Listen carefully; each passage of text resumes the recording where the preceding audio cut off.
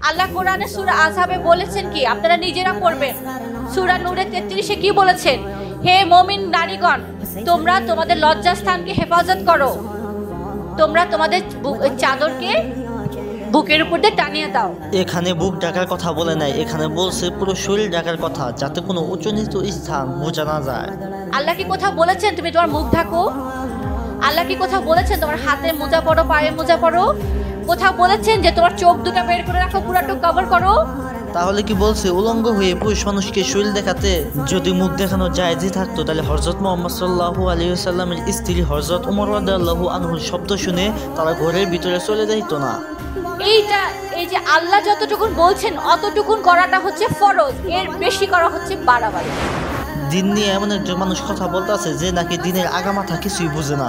মানুষ 10-11 বছর মাদ্রাসায় পড়ে ধর্ম নিয়ে কথা বলার সময় 10 বার চিন্তা ভাবনা করে। পরে প্যাকেট করা হবে, তোমাকে কোনো পুরুষ মানুষ দেখতে পারবে না, তোমার চোখ দুটো দেখা যাবে কি যাবে না, তোমার মুখ দেখা যাবে কি যাবে না, এটা নিয়েও কিন্তু প্রত্যেক আলেমের মধ্যে দ্বন্দ্ব।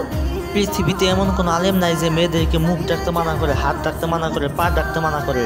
বরং আলেমরা বলে তোমরা যদি রাস্তায় বাইর হও তাহলে হাত পা মুখ সব ঢেকে বাইর হও। হে গাইস, আসসালামু আলাইকুম, ওয়েলকাম টু নিউ ভিডিও।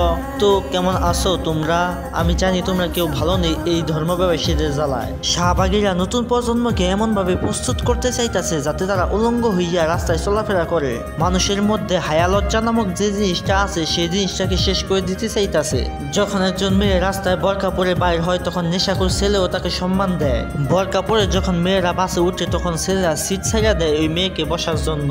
আর সেই বোরকার বিরুদ্ধে এই শাহবাগী চুতমানি কথা বলতেছে। সময় থাকতে দিনের পথে চলে আসো, আর নয় আল্লাহর গজবের জন্য অপেক্ষা করো। তো ভিডিওটি এখানে শেষ করে দিচ্ছি। ভিডিও ভালো লাগলে অবশ্যই লাইক করে দিও এবং শেয়ার করে অন্যকে দেখার সুযোগ করে দিও। সবাই ভালো থাকুন, সুস্থ থাকুন, আল্লাহ হাফেজ।